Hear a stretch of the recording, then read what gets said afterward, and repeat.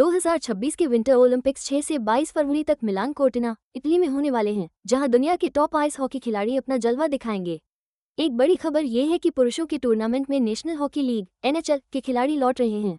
2014 के सोची गेम्स के बाद ये पहली बार होगा जब ये खिलाड़ी ओलंपिक में दिखेंगे। इस फैसले से ये मुकाबला पिछले एक दशक में अपने सबसे ऊंचे स्तर पर पहुंच जाएगा, जहां दुनिया के टॉप खिलाड़ी एक बार फिर ग्लोबल स्टेज पर अपने अपने देशों के लिए खेलते दिखेंगे। पुरुषों के टूर्नामेंट में 12 टीमें होंगी, जबकि महिलाओं के इवेंट में 10 देश गोल के लिए आमने सामने होंगे। आइस हॉकी के ज्यादातर मुकाबले मिलान में दो खास वेन्यू पर खेले जाएंगे, पलाइटलिया सांता जूलिया और रो फिएरा। ये गेम्स इंटरनेशनल आइस हॉकी के लिए एक बेहद अहम पल हैं। उम्मीद है कि यहाँ जबरदस्त मुकाबले देखने को मिलेंगे और जब दुनिया के सारे बड़े सितारे इसमें हिस्सा लेंगे तो लोगों की दिलचस्पी भी फिर से बढ़ेगी। NHL टैलेंट की ये वापसी खेल के लिए एक बहुत अहम डेवलपमेंट है।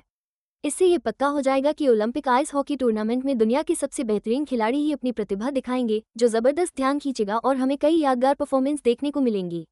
दोनों टूर्नामेंट्स के लिए क्वालिफिकेशन का रास्ता कुछ ऐसा होगा। IIHF वर्ल्ड रैंकिंग के आधार पर तो टीमें सीधे एंट्री पाएंगी ही, साथ ही कुछ और जगह कड़ी क्वालिफिकेशन राउंड्स के जरिए भरी जाएंगी।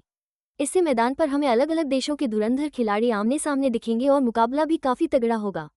2026 के विंटर ओलंपिक्स में पुरुषों के आइस हॉकी टूर्नामेंट में कुल 12 टीमें हिस्सा लेंगी। इनमें से 8 टीमों को international ice hockey federation (IIHF) की वर्ल्ड रैंकिंग के आधार पर सीधे एंट्री मिल जाएगी।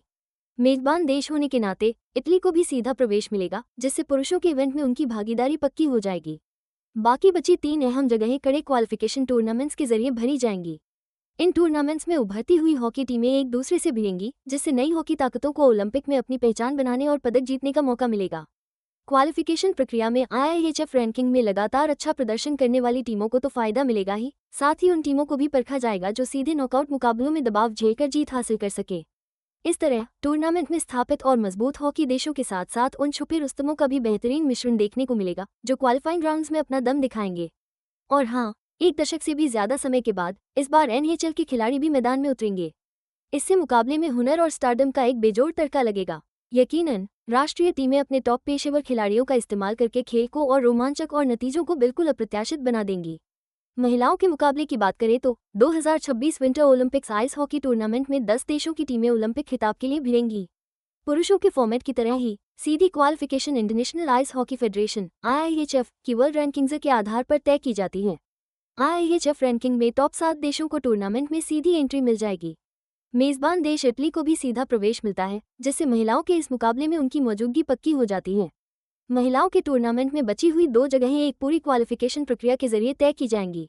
ये क्वालिफिकेशन टूर्नामेंट बाकी देशों के लिए अपनी खेल क्षमता दिखाने और टॉप टीमों में जगह बनाने का एक बेहद जरूरी मंच होते हैं।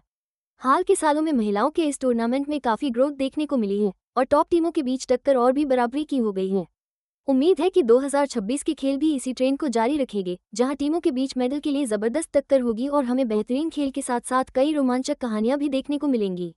इस स्ट्रक्चर को इस तरह से डिजाइन किया गया है ताकि दुनिया की सबसे मजबूत टीमें एक साथ आ सके, उनके बीच जबरदस्त टक्कर देखने को मिले और यह खेल के लगातार विकसित होते स्वरूप और बढ़ते टैलेंट पूल को भी प्रदर्शित कर सके। 2026 के विंटर ओलंपिक्स में आइस हॉकी इवेंट्स के लिए जो भी लॉजिस्टिकल तैयारी चल रही है, उसके हिसाब से ज्यादातर मुकाबले मिलान में ही होंगे। इन टूर्नामेंट्स के लिए जो मेन वेन्यू चुने गए हैं वे हैं पलाइटलिया सांता जूलिया और रो फिएरा। ये दोनों जगहें मिलान शहर में ही हैं। इससे सब कुछ मैनेज करना आसान हो जाएगा और दर्शकों को भी आने जाने में कोई दिक्कत नहीं होगी। इन मॉडर्न स्टेडियम्स को चुनने से ये भी साफ होता है कि इटली एक वर्ल्ड क्लास इवेंट होस्ट करने को लेकर कितना संजीदा है।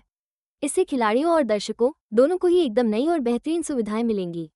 ये वेन्यूज पूरी तरह से खेल के रंग में रंग जाएंगे और इन्हें इस तरह डिजाइन किया गया है ताकि ये ओलंपिक लेवल के मुकाबलों की भारी जरूरतों और बड़ी भीड़ को आसानी से संभाल सके। मिलान में दोनों मेन वेन्यूज का एक ही जगह पर होना टीमों, मीडिया और फैंस के लिए आना जाना और आसान बना देगा, जिससे उनका पूरा ओलंपिक एक्सपीरियंस और भी शानदार हो जाएगा। आइस हॉकी के लिए मिलान को ही सेंटर पॉइंट बनाने का फैसला एक रणनीतिक कदम है। इसका मकसद है कि इवेंट्स को एक जगह इकट्ठा किया जा सके और जो मौजूदा या नए बनाए गए इंफ्रास्ट्रक्चर हैं उनका ठीक से इस्तेमाल हो सके। आखिर आइस हॉकी विंटर ओलंपिक्स के सबसे पॉपुलर खेलों में से एक है। फिलहाल तैयारियां जोर शोर से चल रही हैं ताकि ये स्टेडियम इतने बड़े इवेंट के लिए जरूरी सारे कड़े पैमानों पर खरे उतर सके। एक तरफ जहां दुनिया भर में 2026 विंटर ओलंपिक्स के आइस हॉकी टूर्नामेंट्स की तैयारी चल रही है, वहीं उभरते हुए हॉकी देशों की भागीदारी ओलंपिक भावना का एक अहम हिस्सा बनी हुई है। उदाहरण के लिए भारत में एक सक्रिय नेशनल आइस हॉकी प्रोग्राम है जो IIHF वर्ल्ड चैंपियनशिप की अलग अलग डिवीजनों में हिस्सा लेता है। लेकिन भारतीय नेशनल आइस हॉकी टीम ने इतिहास में कभी विंटर ओलंपिक्स के लिए क्वालिफाई नहीं किया है। 2026 के गेम्स के लिए भारत अभी पुरुष या महिला टूर्नामेंट में जगह बनाने की स्थिति में नहीं है, जो दिखाता है कि मजबूत हॉकी देशों और विकासशील देशों के बीच अभी भी कितना बड़ा अंतर है। ओलंपिक क्वालिफिकेशन सिस्टम, जो IIHF वर्ल्ड रैंकिंग्स और उसके बाद होने वाले क्वालिफिकेशन टूर्नामेंट्स पर बहुत ज़्यादा निर्भर करता है, सभी देशों के लिए एक साफ रास्ता तो देता है, लेकिन ओलंपिक स्तर तक पहुंचने के लिए कई सालों तक भारी निवेश और विकास की जरूरत होती है। भले ही 2026 के लिए भारत दावेदार न हो, लेकिन भारत जैसे देशों के इस खेल को आगे बढ़ाने के लगातार प्रयास आइस हॉकी के वैश्विक विस्तार में योगदान करते हैं और खिलाड़ियों की आने वाली पीढ़ियों को प्रेरित भी करते हैं। ये गेम्स आखिर में मौजूदा अंतर्राष्ट्रीय हॉकी की सबसे बेहतरीन प्रतिभा का जश्न मनाएंगे।